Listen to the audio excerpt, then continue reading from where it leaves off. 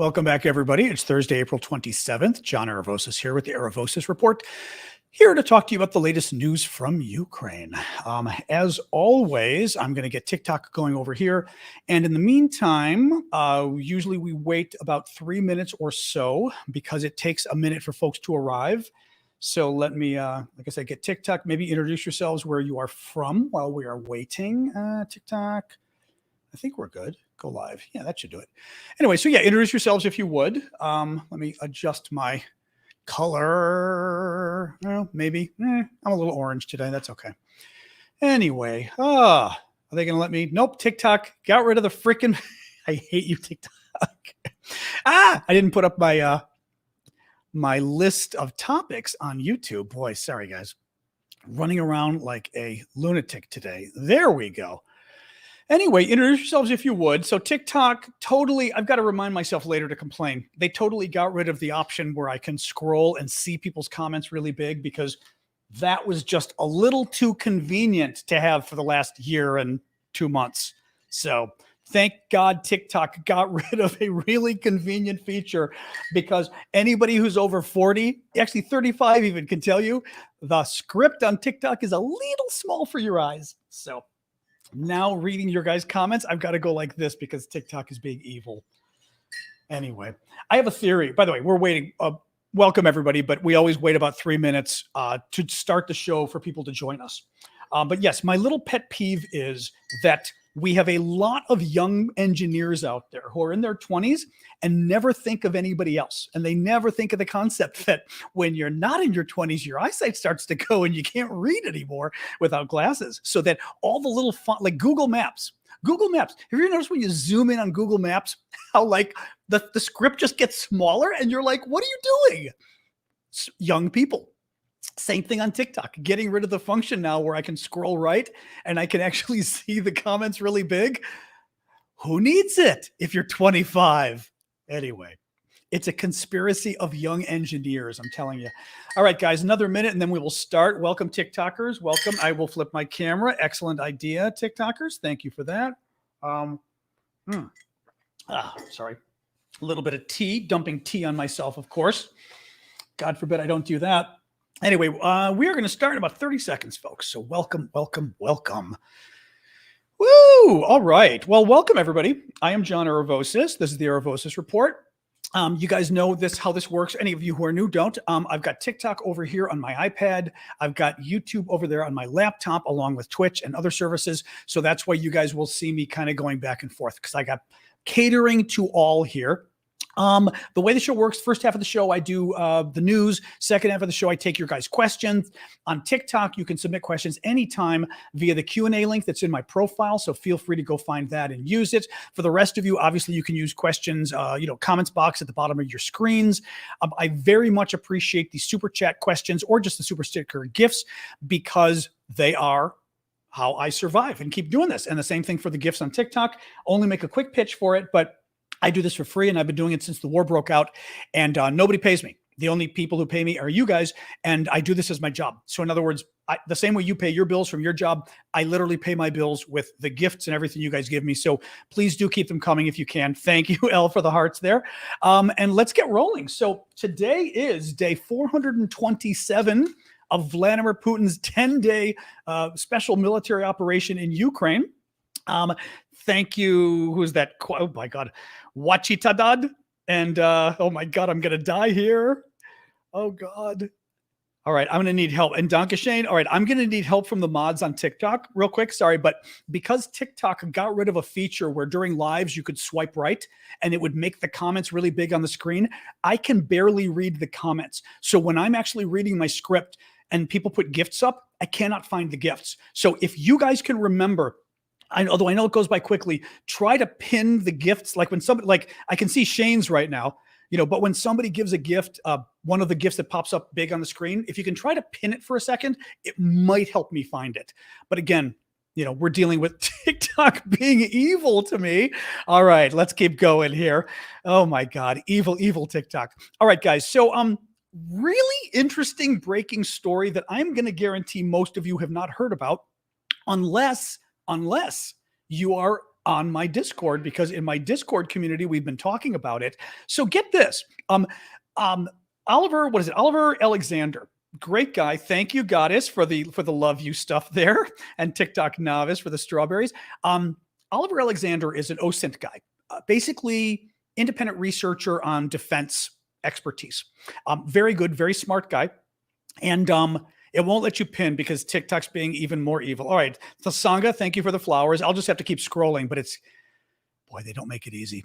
Actually, I will say this for the mods. Any of the mods, maybe remind me on Discord later, in the mod channel on Discord, to contact TikTok about this, because I keep forgetting, and they need to know this was a really big mistake they did. Anyway, thank you, Linda, for the coral. So Oliver Alexander, very smart OSINT guy, if any of you are up on what that is, but basically independent guy doing a lot of defense research. Proven guy, very smart, very interesting. He, along with some others, uncovers that some Danes actually he's in Denmark, so he may have been the one who did it. They contact the Danish government. This is all revolving the Nord Stream pipeline, and frankly, new evidence that suggests Russia may have blown it up. They contact the Danish government. They do a Freedom of Information Act request, which is what we call it here in America. I'm not sure what it's called in Denmark, but the idea is a law that exists that says citizens can contact the government and ask them if they have any information about a certain topic. And if it's not classified, or there's no other overarching reason, they have to release the information. Well, somebody does a Freedom of Information Act, so to speak, request to Denmark and says, do you have photos of a Russian ship over the location of the Nord Stream pipeline explosion 4 days before it blew up? Right? And what do you know? The Danish Denmark provides over 24 photos showing this ship over the location of the explosion 4 days before the explosion. Well, I'm going to read you a little more. So Oliver, as Oliver does, dives into the information. He looks at the publicly held information, looks at sea charts, looks at what the Russians claim they were doing. He finds the locations. So let me start a second here. Okay, so there is a Russian SS-750. So the Danish military observed a Russian SS-750 ship east of Bornholm, whatever, and 4 days before the Nord Stream pipeline blasts on September 22nd. According to I'm reading you Oscar's thing here, Oliver's. According to the Russian Ministry of Defense press release, the SS-750 ship assisted the Russian submarine UFA. I love the name UFA. Isn't it Italian or where the UFA means like, oh, UFA? Is it Italian? I'm trying to remember, but I love that name, UFA, because it means like, oh shit, in English is what you'd say for UFA. Maybe it's French. I can't remember. UFA is great. So the ship supposedly was assisting the Russian submarine UFA in test dives prior to and after the Nord Stream blast. So the official record was that this ship was helping a submarine and some test dives leading up to the explosion and after the explosion. Okay. All right. So let's move. Oh, sorry. Sorry. Let me adjust the sound. There we go. Sorry. I had the sound turned up really loud because long story, it should be better now. I just adjusted it. Sorry about that, guys. I had to have it up whenever I do the Discord later, and it was too loud. All right. So the Russian ship is supposedly assisting the Russian submarine far away from the Nord Stream. Okay, far away. And none of these test dives they were doing test dives with the sub to make sure everything was okay. None of the test dives were in the vicinity of the Nord Stream explosion. Yet that's where the ship was located just 4 days prior to the blast. So there's a little more. There's no reason that this ship should have been over the location of the Nord Stream explosion. It was not near where its mission was. It was not near where they were testing the submarine. For some reason, nobody knows. The ship just happens to go over where the Nord Stream blew up 4 days before it blew up. Now, the ship also contained a mini submarine that's used to, assist these dives with the other submarines, but also a mini sub, as you can imagine, is the kind of thing you might put, specialist divers in to go down and set bombs on a pipeline. Yes, that's exactly what you would use a mini sub to do. He writes, Oliver, I wonder why the mini sub equipped SS-750 was coincidentally over the site of the Nord Stream sabotage just 4 days prior to the explosion, far from where any of its official tasks were. Now, what's interesting to me, let me read you the last little tidbit here from Oliver's Substack newsletter. On the April 18th, however, journalist Bo Elkjar, working for the Danish newspaper Dagbladet Information, was able to confirm that the Royal Danish Navy Diana-class patrol vessel P524 Nymphen took 112 photographs of Russian vessels on September 22nd while in the vicinity of the blast site. Through a Freedom of Information request, the Danish Defense Council confirmed that the vessel had taken the images on that date, but were unable to release the images as they had intelligence value.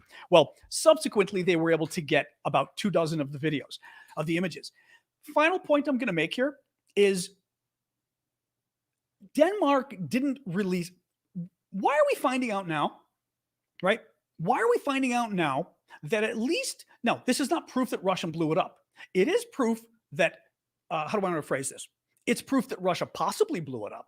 In other words, we were happy to have this public conjecture on we're friends of Ukraine, we're groups that were pro-Ukraine. Were they the ones that blew it up? Remember, that's what it was New York Times or Washington Post story came out with a few months ago. It wasn't definitive, but it said, U.S. intelligence says it believes possibly groups that were pro-Ukraine might have done it. So we're happy to have that discussion publicly. But Denmark never released the information that said, hey, there did happen to be a Russian ship there just 4 days before. Now, why did Denmark do that? I suspect, first of all, we know Denmark. Obviously, Denmark's close with my country, the U.S. I have a very strong feeling. Thank you, Louis, for the hearts there. I have a very strong feeling that Denmark told America about this Russian ship. I doubt they hid it from us.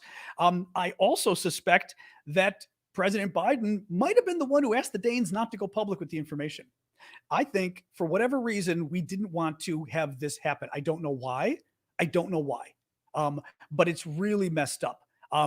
It's just suspicious to me as hell that this information didn't come out, because at the very least, why wouldn't you have it come out? Now, again, we don't know it was the Russians, but you have Russians in the vicinity not the vicinities, on top of the blast site 4 days before the blast occurs. And B, you have no explanation for why the Russian ship was there, but not even no explanation. It contradicts the Russians' public mission. The Russian ship's public mission put it somewhere else those days. But for some reason, it left its mission, came here and did something secret, right? Per se. If the Russians published a mission for this ship and part of the mission sent it somewhere they didn't tell us, it was a secret side mission, coincidentally 4 days before the pipeline blew up.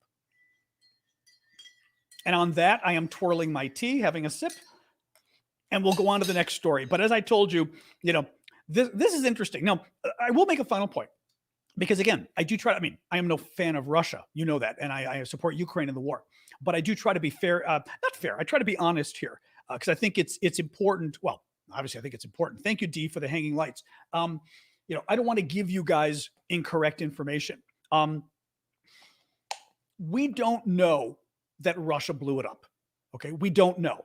This is certainly suspicious, and it's certainly interesting because we didn't know it before, but it is a smoking gun, but it isn't proof positive that the Russians did it. So I just wanted to leave it with that, because, it's just that. I mean, it's still possible somebody else did it and the Russians got really unlucky, but wow.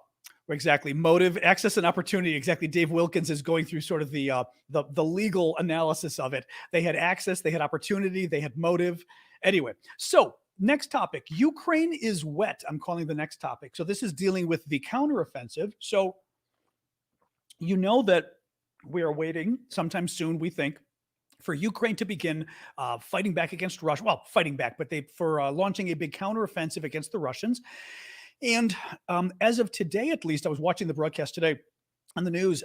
It is very wet in Kyiv and it is very wet in Ukraine. And the issue there is when the ground is wet and soggy, it's mud season, exactly as Amink just said on TikTok. When it is muddy, it is hard for tanks and vehicles to get around. It's hard for soldiers to get around.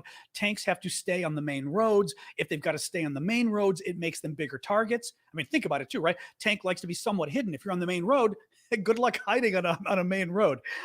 So that would at least suggest, we don't know for a fact, that would at least suggest that the Ukrainians may still wait a few weeks before launching their counteroffensive.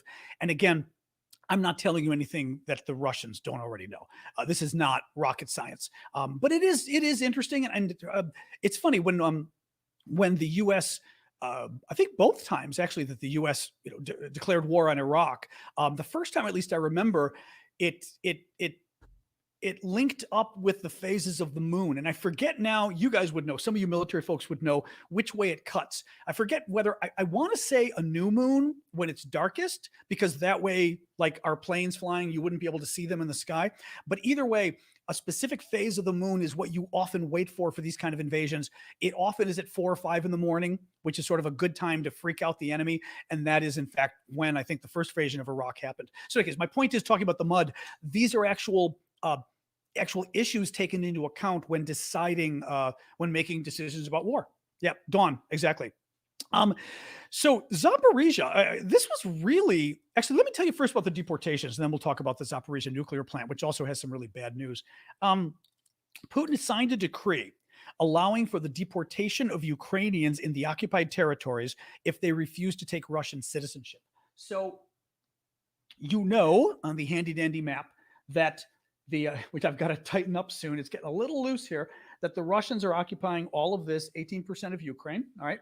And they are trying to force Ukrainians in those territories to take Russian passports, to basically, well, it's genocide, really. I mean, they're telling them you are no longer Ukrainian citizens, you are now Russian citizens, and you must take a Russian passport.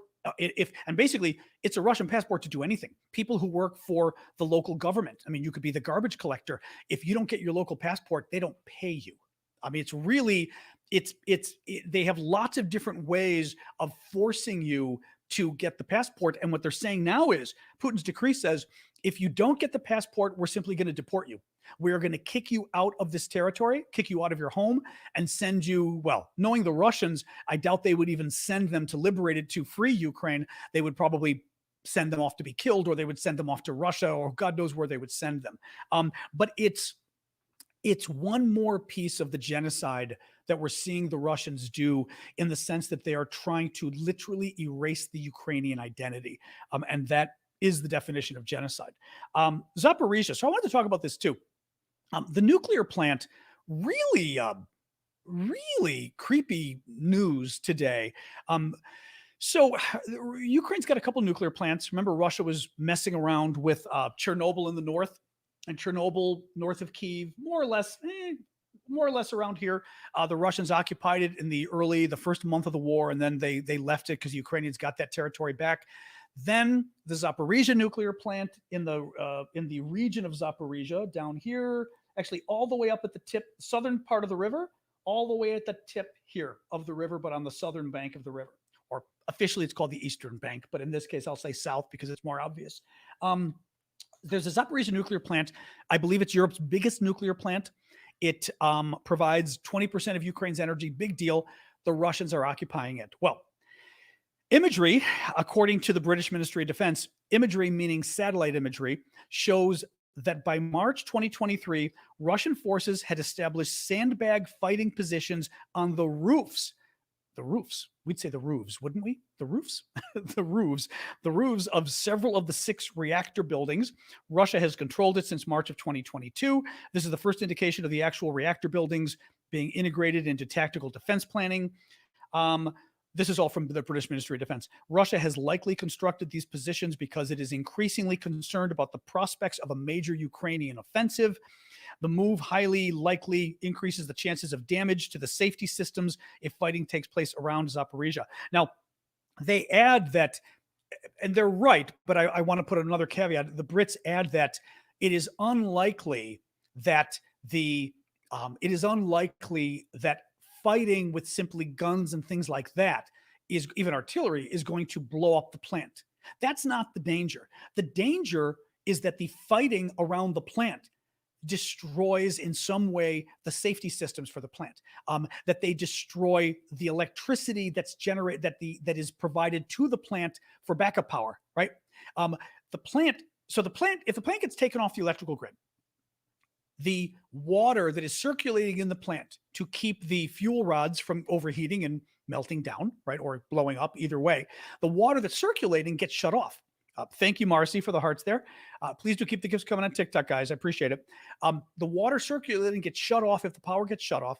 And they've got, I believe it's 20 backup generators run on diesel fuel that then kick in.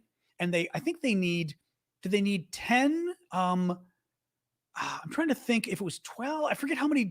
They don't need all 20 diesel generators, but some of them are backups for the backups. They only have fuel for about 2 weeks, and after 2 weeks, they're out of fuel. So if they can't get the power back up, those generators finally go down, and we have a nuclear, we do have a nuclear disaster in that case. The other issue is, what if those backup generators get hit, right? The backup generators can go for 2 weeks. Not if they get blown up, they can't go for 2 weeks. So it's a real big problem that the Russians are basically setting up sandbags and going to be putting, in other words, the sandbags are going on the roofs of the reactors so that the Russians themselves can sit there with guns and fire at Ukrainian troops. They could have snipers. They could have some more heavy duty equipment up there. It puts the Ukrainians in the position of having to fire back at the plant. And again, to stop the Russians from killing them, in order to do that, they could take out some of the backup generators. It's really, it is incredibly screwed up. This is terrorism. They are literally practicing nuclear terrorism here. They are using nuclear power as a weapon. It's it's just so typical of them. It really is. Let me tell you a little bit of my Discord community, and then we got more stories. Oh, got it already going long. There's a lot of news. There's been a lot of news lately, but what do you do? My Discord community. So real quick, as I was saying, we were discussing my Discord all day today. We've been talking about Ukraine, and we got into the whole issue, by the way, of whether Russia blew up the Nord Stream pipeline. That was on our Discord. You can check it out at discord.aravosis.com, or you guys can find the link. You guys at aravosis.com at the bottom is my link of links. For you guys, if you go to my profile, you'll see the Linktree link. That will take you to all of my links. So you'll find my Discord there. Now, one thing we do on the Discord that's a lot of fun to help me raise money for my work, because I do this for free and I do it full time. It's my job. So to pay me is we also do auctions on the Discord. I just put up around 6 items, I think, on the Discord in the last 24 hours. Really cool stuff. 50% of the proceeds will go to Ukraine. We've been using it for the Ukrainian military. 50% will go to support me because, as I told you, this is my full-time job. So let me show you 2 or 3 things really quick. We've got little plaque, but I love this little plaque. It's the Ukrainian, it's in the plastic still. I'm trying to be careful with it. It's the Ukrainian tractor pulling a Russian tank, and it says "Good evening from Ukraine" on the top. It actually is a copy of the commemorative stamp that the Ukrainians made to commemorate all the Ukrainian tractors who have been pulling Russian tanks, which I love. So that's being auctioned off. The second thing, really quick, is I've got a Ukrainian Air Force, a sweatshirt that is also of the stamp of the Ukrainian Air Force. There's a stamp commemorating the Ukrainian Air Force. This is the sweatshirt for it. It says on the side, where is it? Oh, over here. Over here it says like Air Force of the Ukraine. And it's very cool. So I like the little sweatshirt. And the final thing I will show you really quick, and I will explain it thusly. One thing the Ukrainians have been doing has been gathering what they call trophies. Now, when they say trophies, they mean things previously belonging to Russia that they now own because they have taken it from the Russians. And considering the Russians are occupying up 20% or 18% of their country, Russians are committing genocide, it is a point of honor for the Ukrainians to be able to basically get Russian military stuff as a trophy. Well, we've been in contact with some Ukrainian troops. They got us some of the trophies that they got and asked us to auction them off to basically go back to them and help their own units. And I want to show you one thing really quick because I think it's pretty cool. And I've got a picture with these things on, but they are, where is this? They are Russian sniper pants.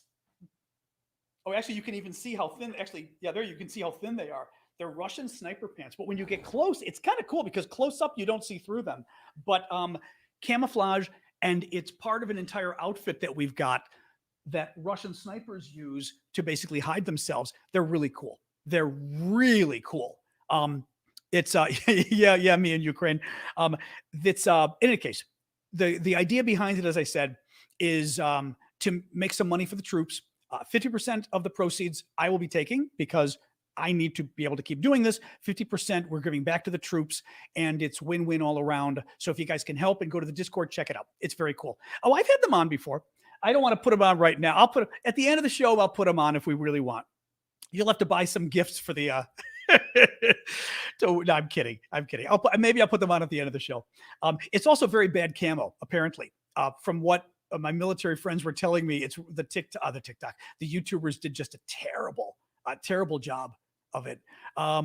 So all right, let me keep going. I don't want to lose folks though. All right, I'll put them on. What the hell? All right. What the hell? All right. Here. Oops. Now I've got to see which way these go because they've got pockets. I was telling folks I measured these, and it's kind of cool because the measurement, the leg is really long, but because they're baggy. Okay, I'm going to try this here. And you guys, because they're baggy, oops, I'm going to try with you guys too without knocking my iPad over. Oh, that's not bad. Because they're baggy, well, they've got an elastic waist, which is nice. They're, I may even have these on backwards. There's a chance they're on backwards. I'm not sure. But they've got pockets, and they're baggy enough that they're kind of cool. Also, they've got the little like elastic on the bottom that holds. Basically, they look like kind of cool sweatpants. I mean, I wouldn't wear it with this shirt. But the funny thing is, they're super long. I finally keep them on for the show. Hey, I'm trying to auction these things. I don't want people to think I'm like wearing the clothing. But it's neat. What's neat about it is I finally measured them because I was like, I think somebody bigger than me can wear these. The length is like 40 inches, which is hilarious because my leg is like 30 inches. Actually, my leg's more like 28 inches. I have a very short Greek leg. And these things, because they bunch at the bottom and the waist, they looked good on me. And so in other words, they'll fit a lot of different sizes. Okay, now you've had your fun. We're going to move on with we're losing TikTokers because I'm trying on Russian clothing in the middle of the show. All right. Let's keep going here. So deportations, Discord. Russian Foreign Ministry rejected a U.S. request on Thursday to visit detained Wall Street Journal correspondent Evan Gershkovich. The Russians said they refused. This was really obnoxious, actually. Who was this really quick? Happy Beach. Thank you, Happy Beach, for the coral. I'm 5'10", 160, 165. And it fit me great. But again, the waist is elastic, so I'm like a 32 waist. The waist can be bigger.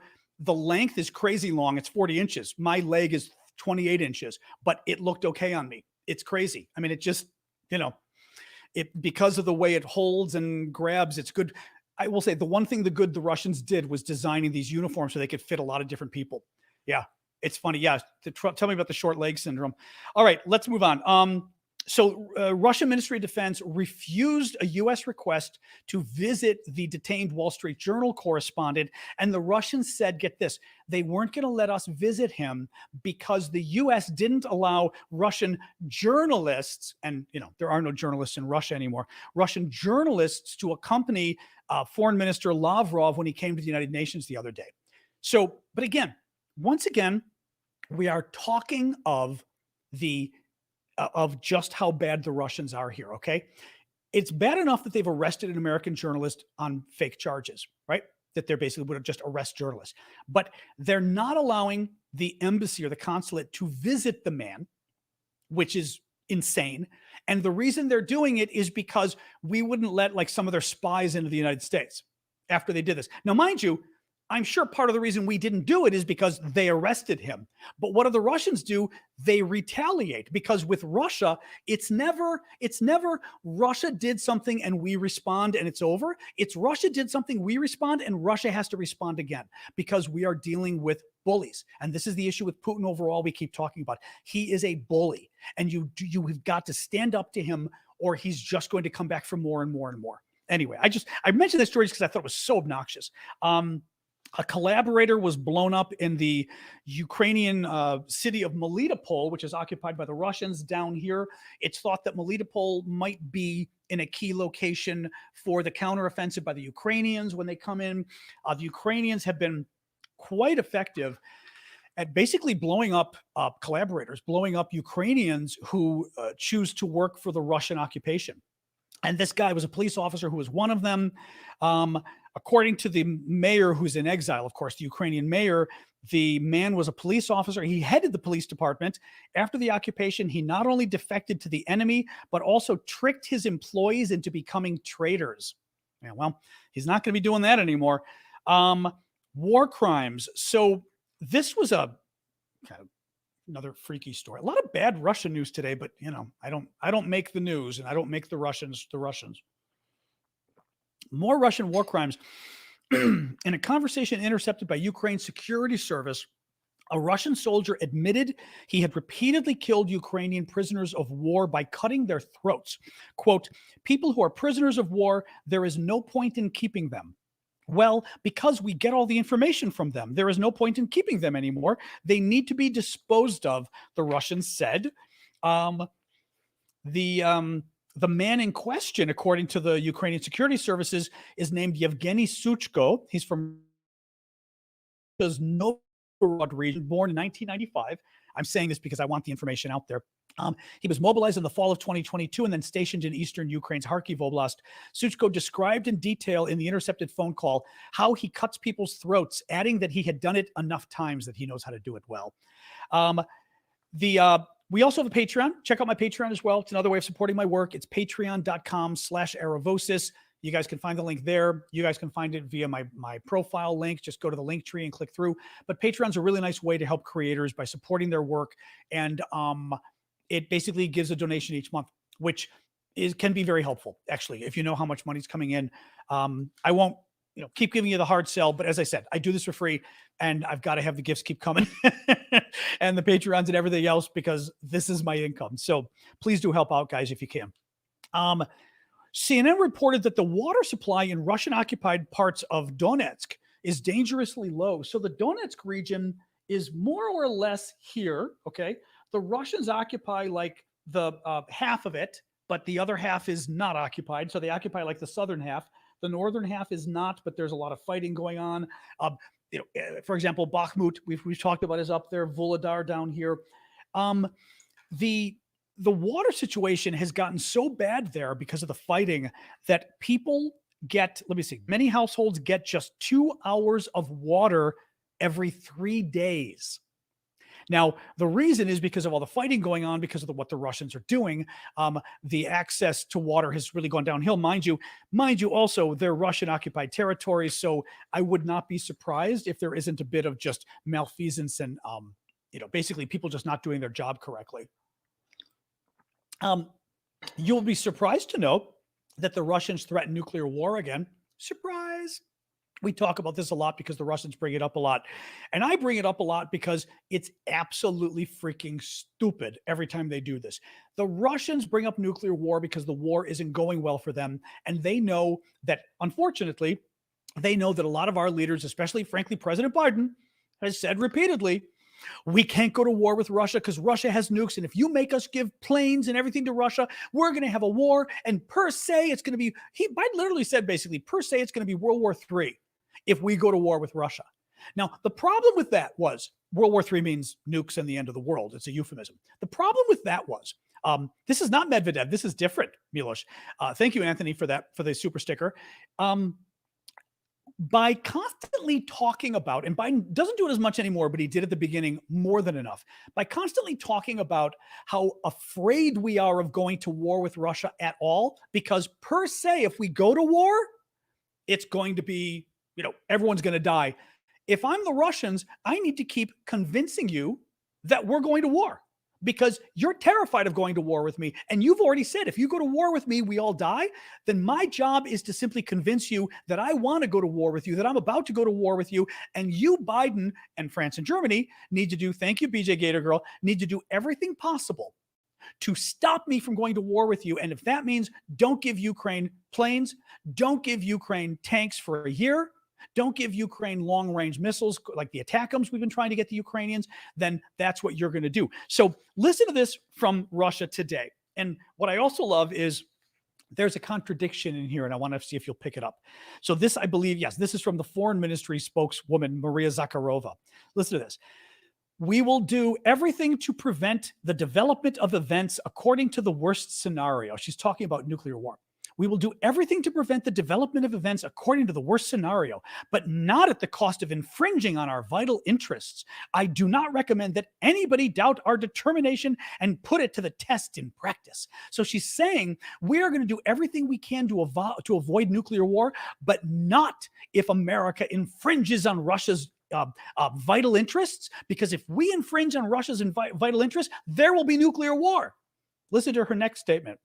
They, the U.S., continue to deliberately infringe on our fundamental interests, deliberately generate risks, and raise the stakes in the confrontation with Russia. Well, funny, because I thought you just told us that if America infringed on your vital interests, per se, there'd be nuclear war. And now you're telling us America keeps doing it again and again and again. Well, if America keeps doing it again and again and again, and there's no nuclear war, then we call that a bluff. We say you're bluffing, that you're lying. And I bring it up again because you might have seen, like I said, you might have seen the quote from her again and think, oh my God, they're threatening nuclear war again. No, she's showing that she's lying, because she's showing that quite literally the very thing that she says will trigger nuclear war, the next sentence she goes, oh, and that thing keeps happening. Okay, well then why aren't we seeing any mushroom clouds, right? I mean, all they do is lie. But again, they're doing it to scare us because they're not doing well. Now, I'm not saying Ukraine's going to win this. I don't know who's going to win this, okay? Thank you, Annie. But as I started to say at the beginning of the show, this is day 427 of Vladimir Putin's 10-day war. Putin thought this was going to be a 10-day war. He thought, like, within 3 days, hello, something's moving out there. Within 3 days, they were going to get Kyiv, the capital, and then by day 10, everything would be happy and blah, blah, blah, blah, blah, right? They're not happy. I mean, they're not happy. This was supposed to be 10 days, day 427. And what they're in a, now mind you, we're in a fix too, because I'm afraid that this war is going to keep going on, right? I'm afraid that neither side is going to do well enough for the war to end.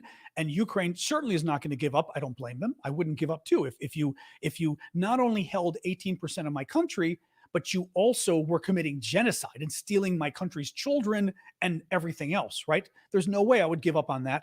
But Russia's not going to give up either. And I think as much as we talk about, oh boy, this is really dangerous for Ukraine if this keeps going, right? If the war keeps going, are we going to continue supporting them? Thank you, Linda Kahn, for the paper crane. I think the same concern exists for Russia, that we talk about Putin being able to hang on for 10 years. I mean, I just did, but there's also real concern as to whether he's going to get away with that at home. And he's concerned about it too, which is why he keeps hitting on the nuclear thing. 6 Evo, did you find it weird North Korea didn't respond to yesterday's news? Anyways, we appreciate you, John. Thank you. Someday I'll learn how to pronounce your name. I'm just going to call you 6 Evo, although to me that looks like a Greek B or a Vita or a Russian, I mean, a Ukrainian B. So is it Bino? Bivo? In Greek, it would be Beno. I don't even know. I never know what your name is. Yeah, I mean, yesterday we had heard that the U.S. was going to be sending some nuclear submarines to South Korea, and the North, well, either we aren't hearing about it or the North didn't blow its top. I'm a little surprised. I would have thought the North would have gone crazy, but yeah, I'm with you, but who knows? I mean, the thing is, the North blows its top all the time anyway. I just don't, I don't generally care when North Korea says something stupid. I mean, they're dangerous as hell. I mean, they're crazy. The Russians aren't crazy. The Russians are brutal, but I say the Norwegians are okay. The North Koreans are crazy. But nonetheless, they say it a lot. Okay, final story. This one made me laugh, so I had to put it in here because it's a funny. Russia's deputy prime minister, Dmitry Chernyshenko, says that the Russian people have a cool president. Listen to why. In a clip shared by BBC journalist Francis Scar, the Kremlin official asks viewers on Russia's state television if they can imagine Joe Biden hosting a conference on artificial intelligence. He goes on to say, but Vladimir Putin is hosting AI Journey, like artificial intelligence journey. That's the kind of cool president we have. I mean, it's like you're watching a bad TV show from the 1950s. Couldn't you see, like, Dad, you're so cool, Dad? I mean, like, our president's cool. He hosts conferences on artificial intelligence. Ooh, well, very nice. Oh my God. Anyway, they make me laugh. All right, let's keep going here. All right. Oh, I see it. Mods, the trolls are just out today, aren't they? Wow. You know what? Actually, I forgot to put in the title for today's show. I should have put in the title that we were going to be talking, which we did at the beginning, and we can talk in the questions now about the fact that it's looking increasingly like Russia might have blown up the Nord Stream pipeline, because that would have brought all the trolls. You know, the Russians love to kind of push back when we do that. But in any case, all right, we are at the Q&A part of the show. You can submit questions on TikTok in the Q&A link in my profile. On YouTube, feel free to use the box at the bottom. As I say, please, keep the gifts coming on TikTok, and please keep the super chat questions and the super stickers coming, guys. I do need the support, so please do. Thank you, Shane. Thank you, Shane, for the hearts. All right, let me pull up a TikTok question. Thank you, Linda Kahn, for the origami, multiple times for the origami. Very sweet. Oop, and Jamie, I will pull yours up next. Hang on here. Alex is saying, what are your thoughts on Russia saying that they don't intend to use nukes, but then saying don't test us? Is it more BS? I mean, of course, I'm sorry, Dawn's doing a very nice gift there. Thank you, Dawn, for Cooper's Gates Home. Appreciate that. And Martin. The thing is, and I think she did it inartfully, Russia has a doctrine for using nuclear weapons. And there's 4 instances in which they say they would use nukes, and I'm forgetting what they are now. One of them, I think, is in response to nukes, right? So we nuke them, they nuke us. One of them is the sort of existential threat to the state. So meaning, American troops are heading for Moscow, right? Like they're about to lose their capital and they nuke us. I'm forgetting what the other 2 are, but they've got 4 categories of when they would do it. Impinging on vital interests. Somebody would have to pull this up. I don't want to Google it right now and take the time. I'm not convinced that defending vital interests, maybe. But then again, she's undercutting her own argument, because she's saying, and you've been doing it. And if you've been doing it, then if we've been impinging on the vital interest there, somebody wanted the map there on TikTok, I see. Killer, who is it? Killer's Sage Kitty. So yeah, I mean, I'm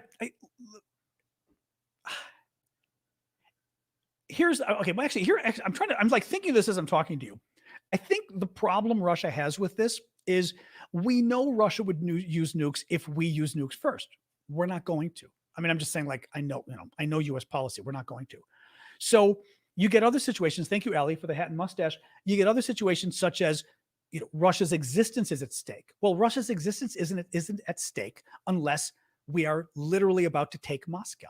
Or they know we're about to nuke all of their top cities, right? So they say they're going to nuke us first. But again, it's the existential, literally meaning you're about to die and you're allowed to fight back. Okay, fair enough. But that's not happening. And that's not happening under like any scenario with the US, right? Thank you, D, for the butterflies. So Russia's in a conundrum. Russia desperately needs to convince us that not only would they use nukes, but they're about to use nukes, because they need to scare Biden and Macron in France and Scholz in Germany, scare them into thinking, oh my God, nuclear war is so close, we better hold off on helping Ukraine. And frankly, they already are. I mean, this is why we've been having so much BS about planes all this time for the last year, trying to get planes to Ukraine. It's why we held off for a year practically of getting Ukraine tanks, right? I mean, all of this stuff has been because the Russians have scared us.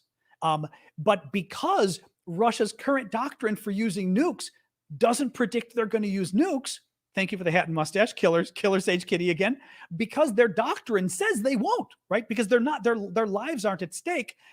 They've got to concoct a new reason, and the new reason isn't really working. and they're not explaining it well, which is why these statements contradict, and why Boris Medvedev is saying 3 times a week, between cocktails, or actually during cocktails, I'm sure, that, that he's going to nuke us. And again, I will also say this. What is interesting to me about this is it's unfortunate because it's who we're dealing with. And actually, I will say, maybe there's a little more danger in this fact. We are dealing with a very immature, disturbed country. There is, I'd be curious to read people, whether there's a kind of analysis of looking at countries as psychological studies, right? Russia, honestly, Russia reminds me of Musk, reminds me of some other people I'm not going to name so we don't get political, but people who really want to be respected, but they're not. They're people who they're extreme, and they're very upset about not being respected, right? So they're extreme narcissists, but they're super angry that nobody else thinks that they're special. And basically it's it's what's his face, the brother in The Godfather, right? I'm smart. Why doesn't you think I'm smart, Dad? I'm smart, right? It's this, I'm a world power. Why don't you think I'm a world power? It's why Russia keeps lashing out at the Brits, I think, because they look at Britain as Britain is an old empire that is no longer an empire, right? Or barely, right? But is still widely respected in the world, has a great economy. Certainly British culture, the British language, obviously, is still everywhere. And Russia wants to be that, but Russia is not that. They don't have the culture. They don't have the economy. They don't have the cachet. And also, they're not loved. People want to emigrate to Britain in the same way they want to come to America. They don't want to go to Russia, right? People aren't illegally trying to come to Russia to work. To work, sure, but like to live, they don't want to go to Russia. Any case, but it worries me because the way they talk about nukes and the fact that they think, this is where I was getting at here, the fact that they think threatening 3 times a week for a year about using nuclear weapons doesn't make them look stupid means there's something wrong there, right?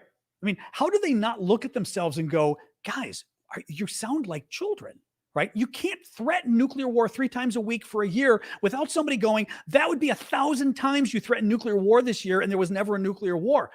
Boy who cried wolf. This isn't even the boy that cried wolf. This is the boy that cried 1,000 wolves every day for a year, 3 times a day. But they're so something that they don't even get that. And then they do the war crimes and everything else. And then they wonder why nobody likes them, right? Why nobody looks up to Russia, why there's Russophobia is what they call it. I think of God, like somebody ought to do a cartoon of a little child, you know what I mean? And like the parents going, you're going to bed without dessert. And the kid goes back to the parents, you're Russophobic. Because that's literally what it is. They act like children, or they act like genocidal children, and they get punished for it. And then because they get punished, they go, you're Russophobic. You hate me. And even the fact of calling Russophobic makes them sound like an injured child, right? It's you don't see America. The thing is, look at us. You don't see America. You don't see anybody in Europe run around and going, you hate us. You hate us, right? You're phobic. You're Europhobic. There's a whine to it, a WHINE. To the very nature of making the argument that tells you about what they're thinking inside, but it also tells you about an incredible lack of self-awareness and a lack of awareness of what normal people in normal countries do and how other countries will perceive them. No, I'm telling you, this is why, and I've had people say to me that, it's the Russian leaders, it's not the Russians. It's Russia. It's Russia. Which is also why, we go to the Soviet years and the same BS was happening. Things weren't any better then. Totally different kind of government. And you go to the Tsarist years and we had more bad, authoritarian governments. It's Russia. It's Russians, unfortunately. I've met some very nice Russians. I've had drinks and gotten drunk with some very nice Russians in Russia, but still. All right. We've got many little questions here. Jamie, are sniper pants long to camo boots when laid down? Not sure what that means, Jamie. The leg is, my leg is like in sort of English measurements or American measurements. My leg is like a 28 inch. I typically wear a 30 inch. pant because I can't get 28s. These things are like 38 to 40 inch, which would be this much longer. Okay. But because they bag at the bottom and they kind of are baggy, they look good. So I'm not sure what you mean by that. Are they long? Are they too long camel boots? Oh, I see what you're saying. I'm sorry. I see what you're saying. I think you're saying, are the pants long to cover the boots? Thank you. Roshin just wrote it too. That could be. It could be that they're meant to cover boots. It also could be that honestly, they make the pants and they're meant for different people, right? That they wanted to be able to, especially nowadays in Russia, you may be using it for 6 months, but then somebody else is going to be using it after you.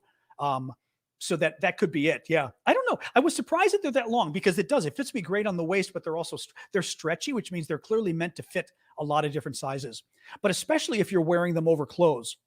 If you're wearing it over clothing, which people were saying, it doesn't really matter as much if the size is if it stretches, I am in Washington, D.C., Grace. Sorry, let me pull up the other questions you guys had. So thank you for that, Jamie. SB, what's something near that's blue and yellow? Can we see that? Yes. So I'm not auctioning these off for another month. SB's asking what's behind me. These are really cool. These are these sweatshirts that my friend Vlad in Ukraine made for the volunteers. I'll get this off the screen so you guys can see, of the charity he's working with. He's working with a put that back on this off the screen. He's working with a Meals on Wheels type charity, and he had sweatshirts made for the volunteers, and it's really cool. It's the colors of the Ukrainian flag, blue and yellow, but I like kind of this. It has the logo of the charity called Kharkovu Mir, which is Kharkiv peace. Mir is peace and world in Russian and Ukrainian, but Kharkovu Mir, world peace, peace to Kharkiv.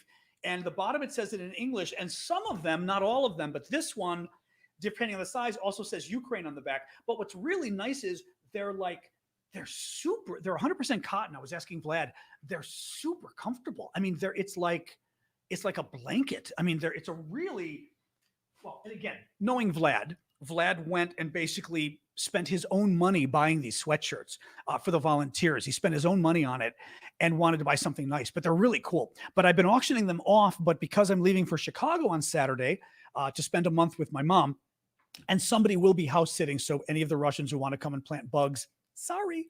But I'll be visiting mom for the month. The sweatshirts are too heavy to bring with, so I won't be auctioning them off for the next month. But when I come back, I'll still, even though they're heavy, they're a little heavy for winter or for summer, they're still really nice. I mean, they're beautiful, actually. Mom's doing well. Mom's COVID symptoms are almost all gone, which is great. So that's a good thing. But that's what that is, SB. I know I was noticing it sitting there. I wasn't sure if anybody was going to see it. Roshin, it's map day. Woo for the map. Woo woo. Roshin gets very upset when we don't have the map come up enough. So we have sort of a little bit of a virtual drinking game that people throw pictures of drinks on the screen when I show the map. It's kind of like our bit of and the hat. Thank you for who just did the hat there. Grace. Thank you, Grace, for the hat there. All righty. Let me go back to you guys. Make sure I didn't miss any super chats or anything, right? I did not see that, Chris. No. Where did you see it, though? Chris is saying he saw an article about NATO running out of weapons to send Ukraine, and if the offensive doesn't win, they'll push Ukraine for peace. What I think you're talking about is there was an article in the last couple of days that I saw, could have been Washington Post, could have been New York Times. I think it was one of them, that was saying that, from the American perspective, they actually, in general, it is important for Ukraine to be able to show significant success with their counteroffensive, because if they don't, they're going to start having some problem with potentially the allies saying, where is all this going, right? That was the first part. The second part, it said that while we have been able to get a lot of weapons now, and it also incorporated the whole issue of the U.S. general, the Supreme Allied Commander in Europe, said that we have now sent 98%, we meaning all of us collectively, have sent 98% of the promised heavy weapons, like heavy vehicles that we promised the Ukrainians, the heavy combat vehicles. There would be, I read this the other day, there is concern about how quickly we can do that again, meaning this big push for the counteroffensive, we would not be able to do another big push like this until next year, because we've got to be developing, we've got to build the weapons ourselves. That doesn't mean we would stop helping Ukraine, but, the kind of big push, getting several hundred tanks, things like that, that could not happen again anytime soon, possibly till next year. So I think that's probably what you're referring to, is my guess. Because at this point, no one is putting out an ultimatum to Ukraine, but I think they're saying, bottom line is, and it makes sense to a degree, they're selling the Ukrainians, you've got to have a path to victory, right? If we keep building you up with big counteroffensives and they don't go anywhere, then what's the point, right? And there's a point to that. I will say, certainly, and this is one of the issues with the U.S. getting involved in Iraq, getting involved in Afghanistan, Iraq the second time, Iraq the first time, totally justified, right? When they took Kuwait, but you don't get involved in conflicts unless you have an end game, unless you know that you can win and how you're going to win. Now, I will say, but unless you're attacked, right? If your country is attacked, you don't have a choice. Ukraine does not have the liberty, of the luxury of saying, well, this war with Russia, it's going to be difficult to go on long, so maybe we shouldn't fight it. Well, then they're going to wipe you out, right? So I get that. But from the West perspective, as supplying Ukraine, here's the thing. We've put the burden on Ukraine here by saying, you'd better do a good job with this counteroffensive if you want our weapons. I would put the burden back on us and say, if you want Ukraine to do so well, give them the GD long-range missiles they've been asking for, the ATACMS, that you refuse to give them. These weapons can go 200 miles or 300 kilometers, and they're hugely important for hitting the Russian supplies that are just out of distance. And you would basically hit Russian fuel, Russian ammunition, Russian troops barracks, the Russian troops themselves. The Ukrainians need to be able to hit that.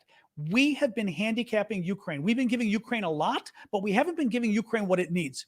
And mind you, a lot. Initially, we wouldn't give them almost anything, right? Stinger missiles was an issue originally.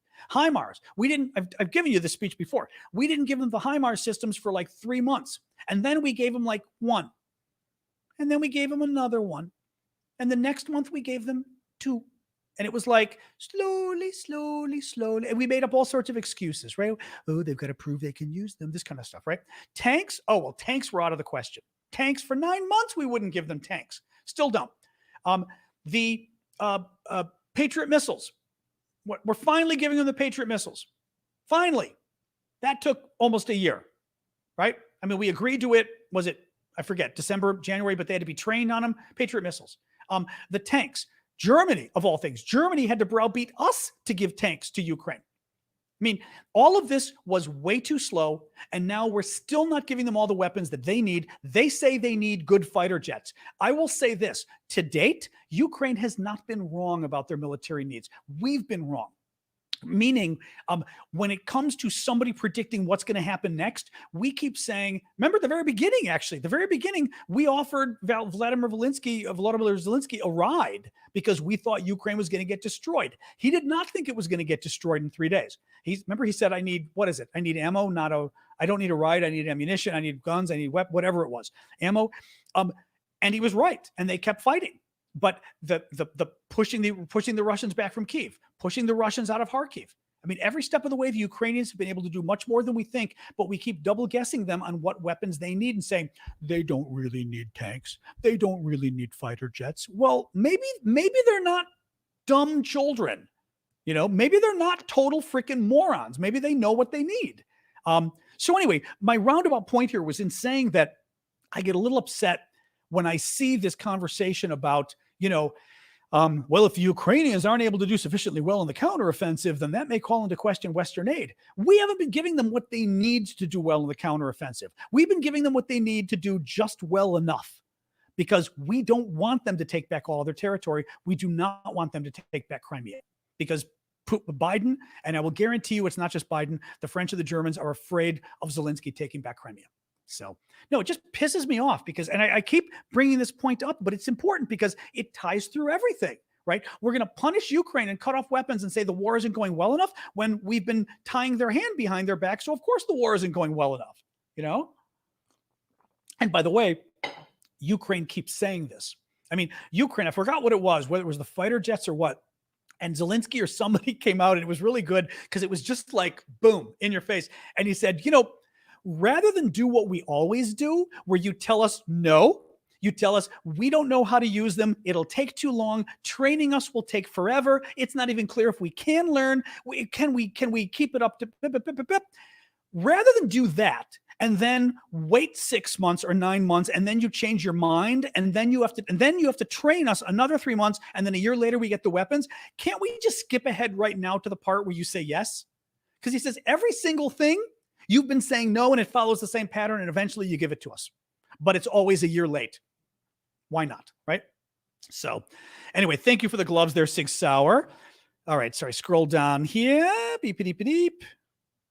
Oops, just looking here. Deep, deep, deep, making sure I didn't miss any of those. I mean, I know there's lots of questions. Oh,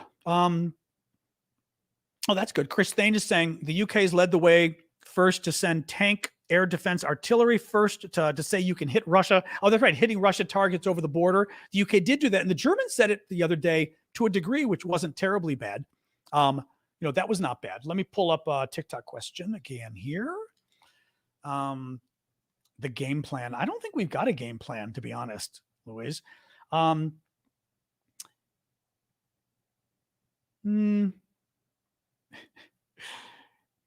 Beep up deep.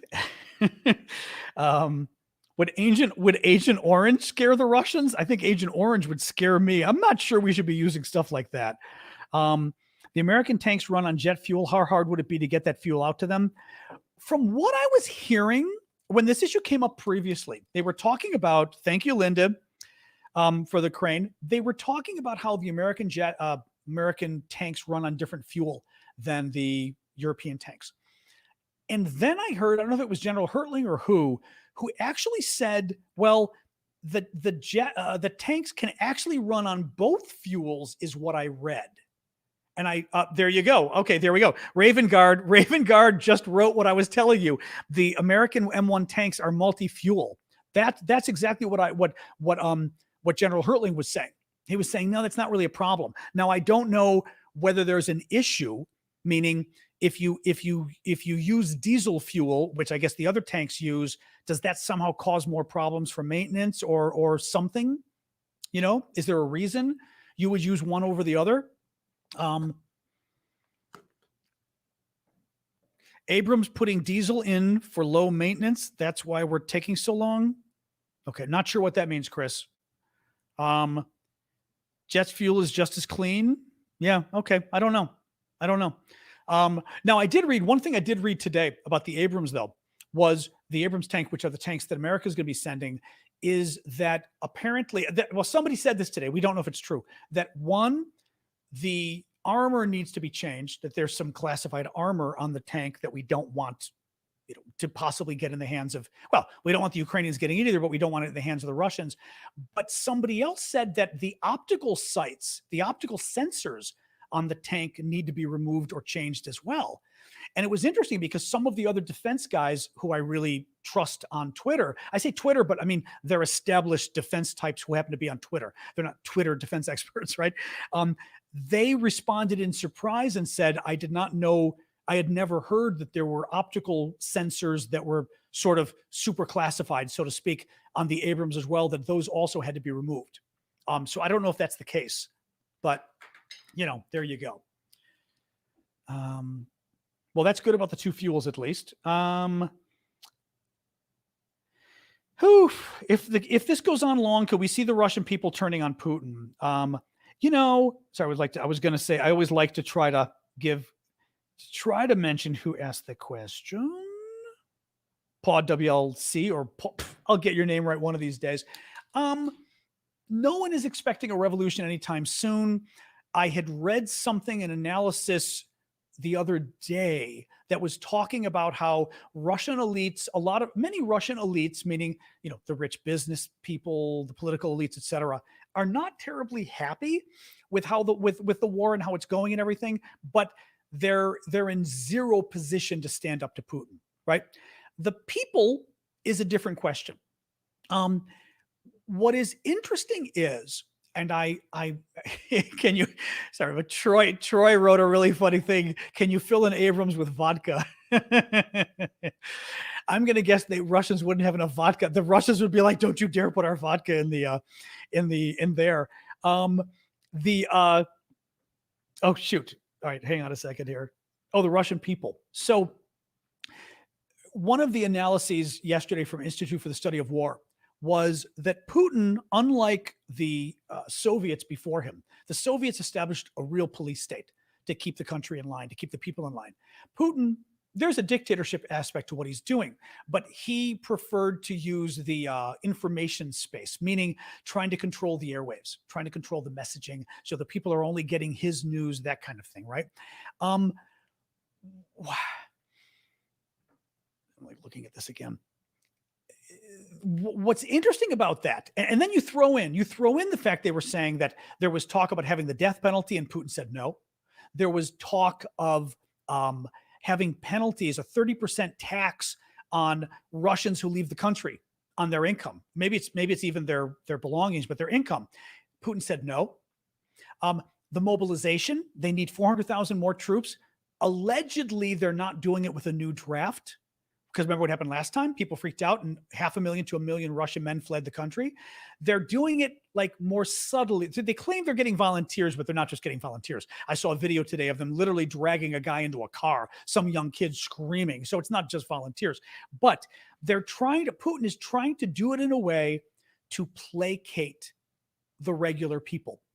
And because he's worried about losing the Russian public.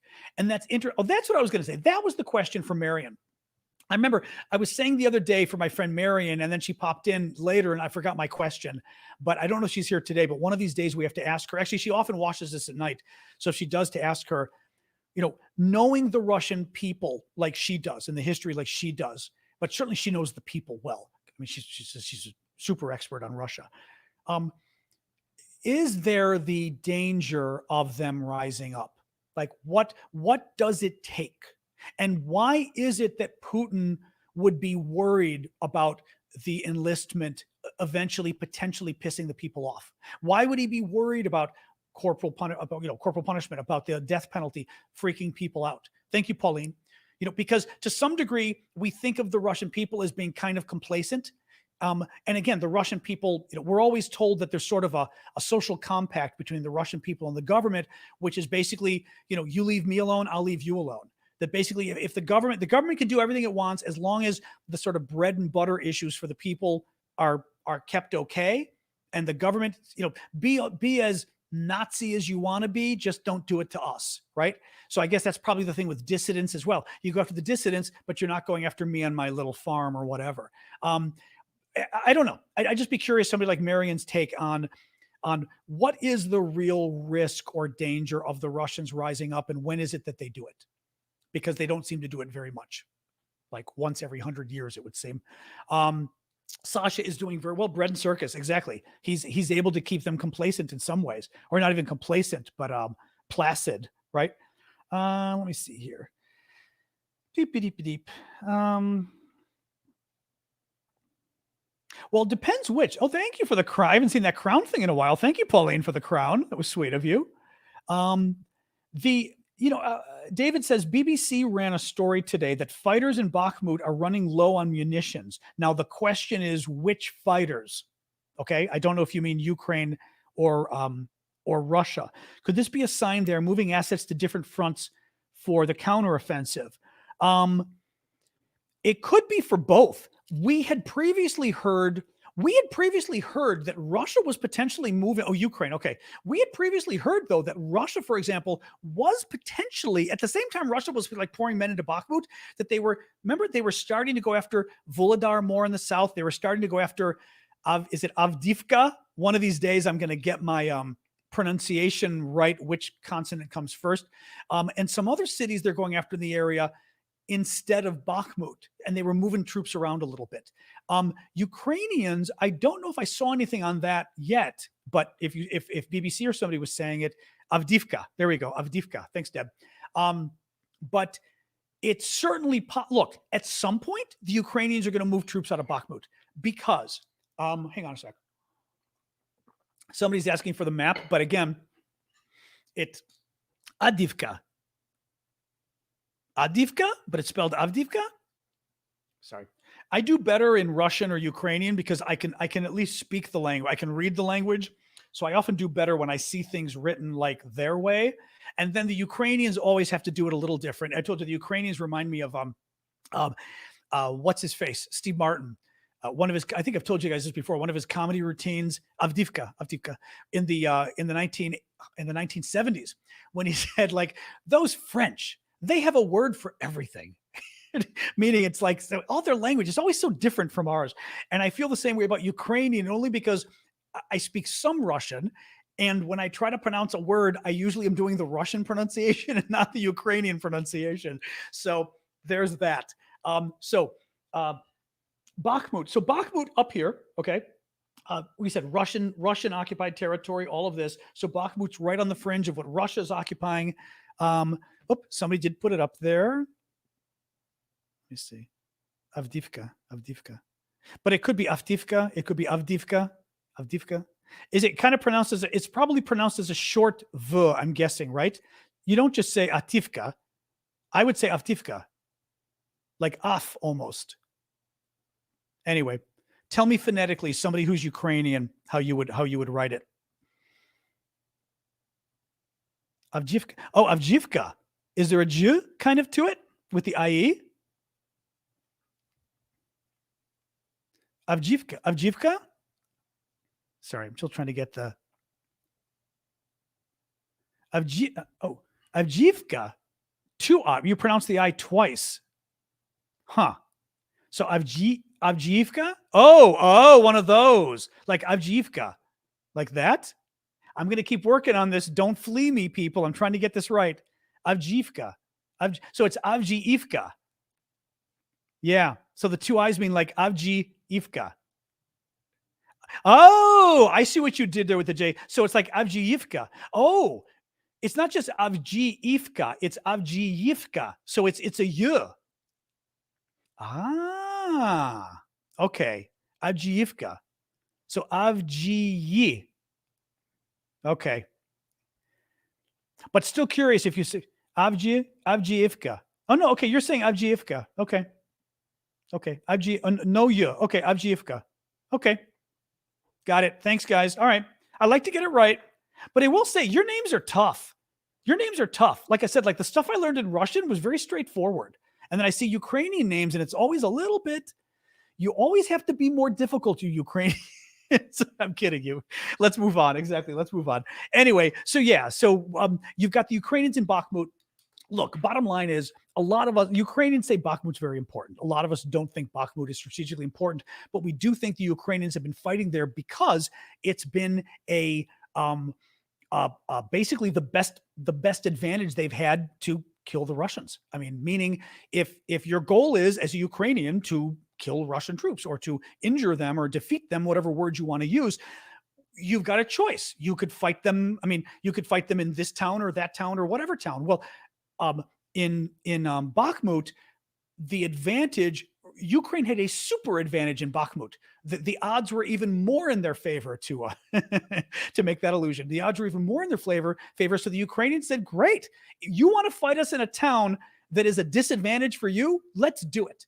Because we can maybe kill 5 Russians to every 1 Ukrainian in this town, whereas if we fought everywhere else, we might kill only 3 Russians to every Ukrainian that's killed, right? If I'm Ukrainian, I'd rather have a 5-to-1 ratio than a 3-to-1 ratio, right? So at some point, the Ukrainians may decide it's just not worth it anymore. They're not getting the return anymore. The U.S. has been hinting that that's actually happening already, that they're not getting as much of a return. The other possibility too is just that we get so close to the counteroffensive that the Ukrainians say, yeah, we could keep fighting the Russians in in Bakhmut, but we've got to start focusing on the counteroffensive, and they start moving their troops. So that could be it too. Now, Foghat is saying 7-1. Yes, the Ukrainians are saying it's a 7-1 ratio. NATO is saying it's a 5-1 ratio of Russians killed to Ukrainian killed in Bakhmut. And the normal ratio should be 3-1. So either way, it still has been very good for the Ukrainians. It just depends who you believe as far as what the ratio is. But yes. All right, we're not going to. Oh God, people are bringing up more Ukrainian, or either Ukrainian names or more of the. Let me see here. Oof, no idea. Let me see if I can get that one to translate. Hold on. Some Hindu suggested? I don't even know what that means. All right. Let me see what else we got here.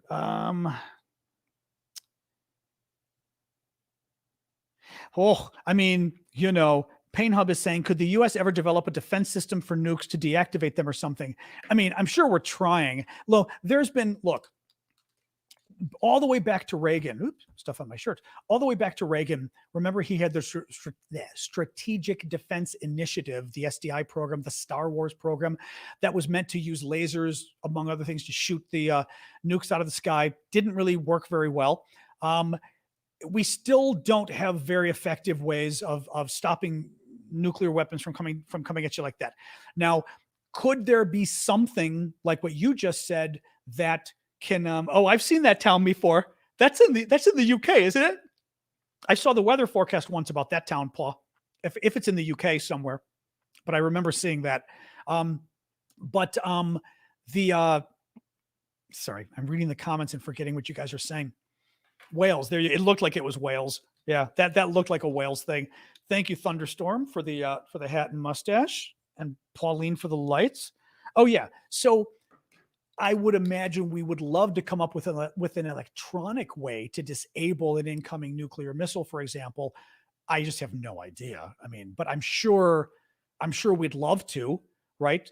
Now, the question then would be, as long as it's disabled and it doesn't go off on impact because it's disabled, you'd be in good shape. Lasers are on the largest naval ships. Interesting. Well, this is kind of funny, actually. So Timothy Leary is saying, does anyone think those rusty nukes actually work? Kind of interesting point that you raised there. I had seen an analysis somebody was doing about Putin using nukes and various reasons why he wouldn't use nukes. And one of the reasons they said as to they think he wouldn't use them is if he were to use some of his nuclear weapons and they didn't work, all of a sudden Russia would become a pain in the ass that has nukes. It would become a pain in the ass that doesn't have nukes. And all of a sudden, if Russia becomes a pain in the ass that doesn't have nukes, now they're in trouble, because now, we would supply Ukraine with probably everything it wanted and more. And they'd have issues. They might even have the Chinese going after territory. I mean, who knows the Japanese taking back their islands. So it's, it doesn't mean that every Russian nuke doesn't work, but Putin does not want foreign enemies thinking that Russia's nuclear deterrent, maybe it just doesn't work. And one way he could prove it works is by it working, but he could also prove it not working by trying it out and having it fail. So thank you, Pauline, for that. So interesting. Yeah, no, it's an interesting point because of what it could lead to geopolitically and everything else, I'm yawning at you guys. That means whenever I yawn, that means we're hitting the end of the show, I think. And we'll look for maybe another question. No word. Michael's asking, any word on the young? Yeah, thank you. Thank you, Jenna Mom, for the sweet dreams. I know I'm not going to bed yet, but I'm feeling it. Any word on the young Russian woman who bombed the cafe that killed the blogger? Maybe bombed it. I mean, we really don't know. It looks like she gave the bomb to the guy, but we don't know whether she knew it was in there, for starters. Excuse me. Yeah, I'm going to keep yawning at you.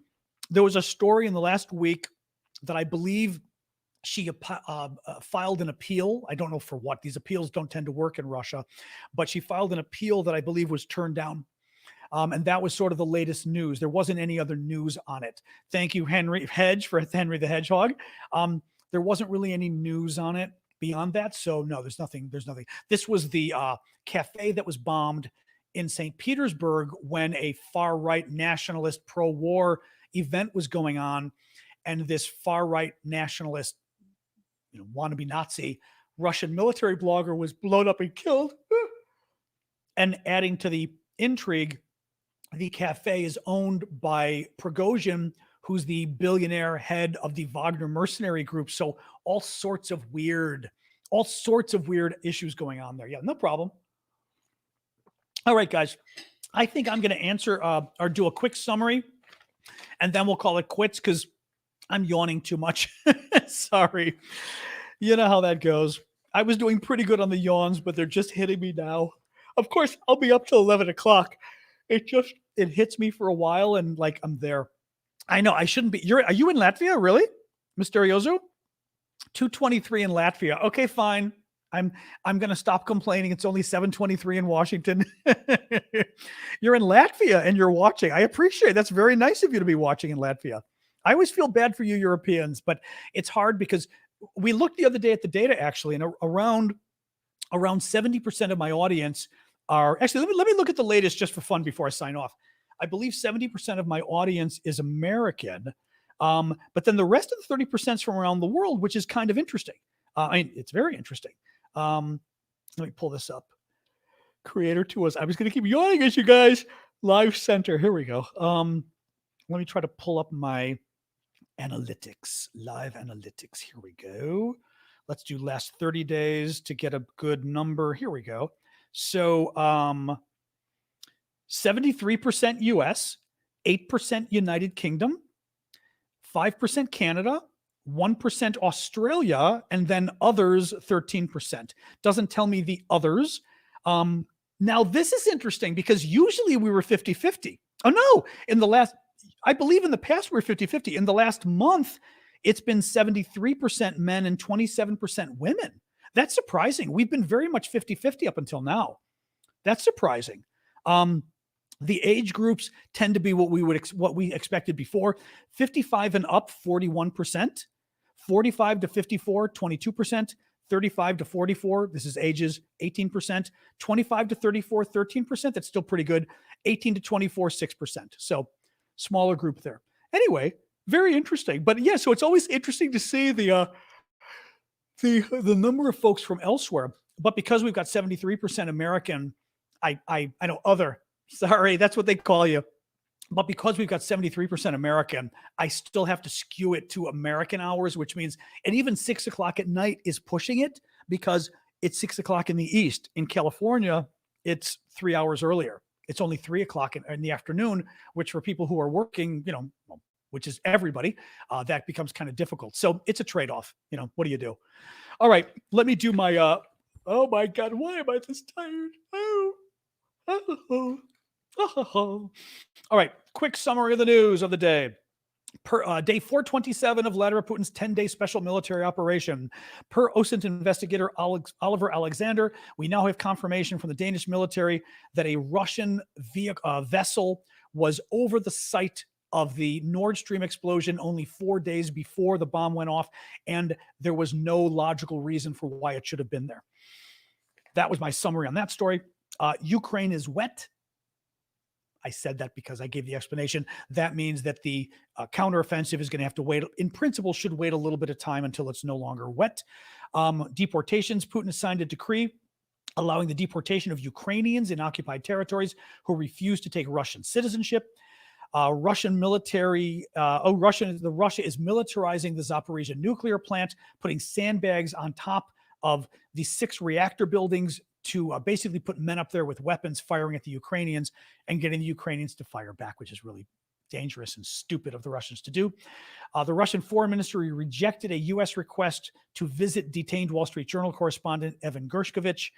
A collaborator in the Ukrainian town of Melitopol, which is occupied by the Russians, was blown up by a bomb, which we pretty much know was Ukrainian resistance.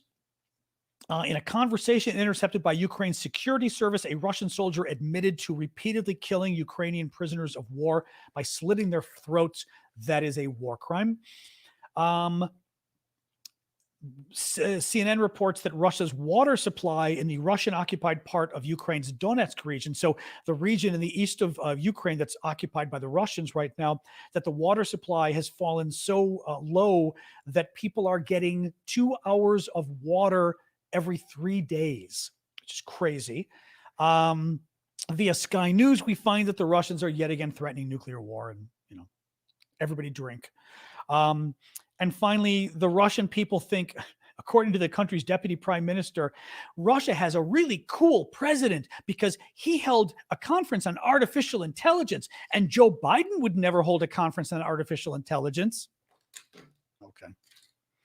And by the way, we would never go on TV and say, Joe Biden's really cool because we have a cool president because he held a conference on artificial intelligence. We would never do that because that would be embarrassing. But that's a tale for another day. All right, guys. Thank you all. Thank you for the gifts as always. Thanks for showing up. Thank you, moderators. Sasha's moving already. Thank you, moderators, for helping out. Do go check out, as I said, my I got to check today. I don't think we got any Patreon subscribers today. I like to hit my quota of 2 a day. I may be wrong, but I don't think I'm seeing any here.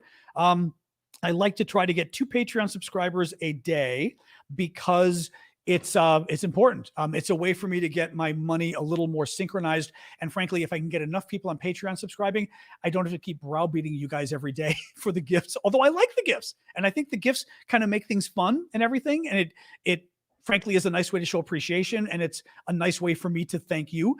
But nonetheless, I always say, if you've been coming to the show for several months and you can afford it, consider going to Patreon, signing up, patreon.com/Aravosis, and become a subscriber, a supporter for just $5 a month or more. This allows you to become a VIP member of our Discord. You've got a link to. We can help you do that. It can be kind of complicated. And that means then on Discords, we have like special chats, which we normally have Saturday morning, but because I'm flying on Saturday, we're not going to do it this weekend. And you get a special VIP auction on our Discord. Go check out the auction on the Discord. I was telling you a lot of cool Ukrainian stuff and some cool Russian stuff that was taken from the Russians.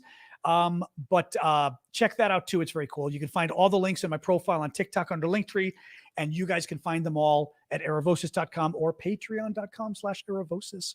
All right, guys. Thank you so much as always. And I will see you all. Well, let's not do Discord tonight because it's already 7:30. But I will see you all tomorrow. All right. Thanks, guys. Appreciate it. Bye-bye.